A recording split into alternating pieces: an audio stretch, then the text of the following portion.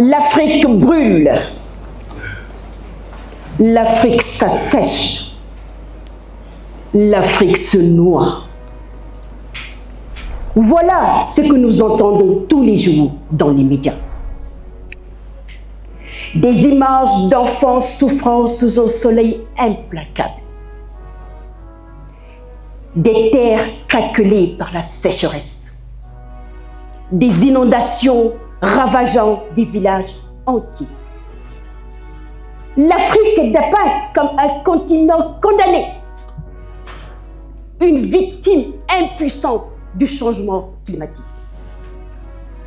Mais aujourd'hui, je me tiens devant vous pour vous dire que cette histoire est incomplète. Cette histoire est injuste.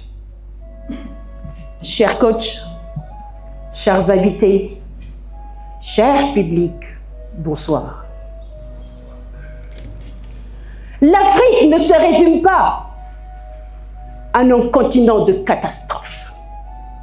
C'est aussi un continent de résilience, d'innovation et d'espoir. Ce sont des jeunes entrepreneurs qui développent des techniques et des applications pour informer en temps réel. Ce sont des agriculteurs qui développent des techniques de culture intelligentes face au climat. Ce sont des nations qui s'engagent pour des transitions énergétiques audacieuses. Et pourtant, où sont ces récits dans les grands médias internationaux? Mesdames et messieurs, le changement climatique n'est pas seulement une crise écologique, elle est aussi une crise narrative.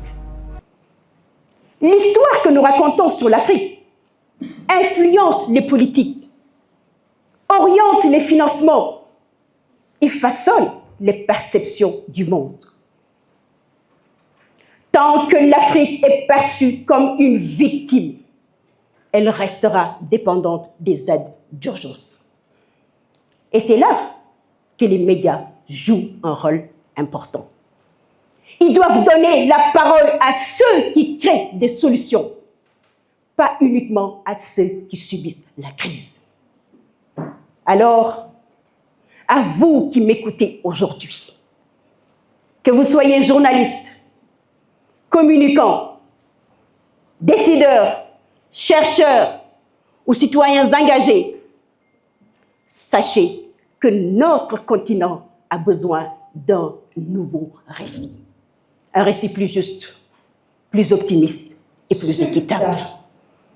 Alors je vous exhorte à amplifier la voix de l'Afrique qui innove, à mettre en lumière les solutions africaines, à changer le regard du monde sur notre continent. Car si nous changeons la manière dont nous transformons l'Afrique, nous changeons aussi son avenir. Je vous remercie de votre écoute.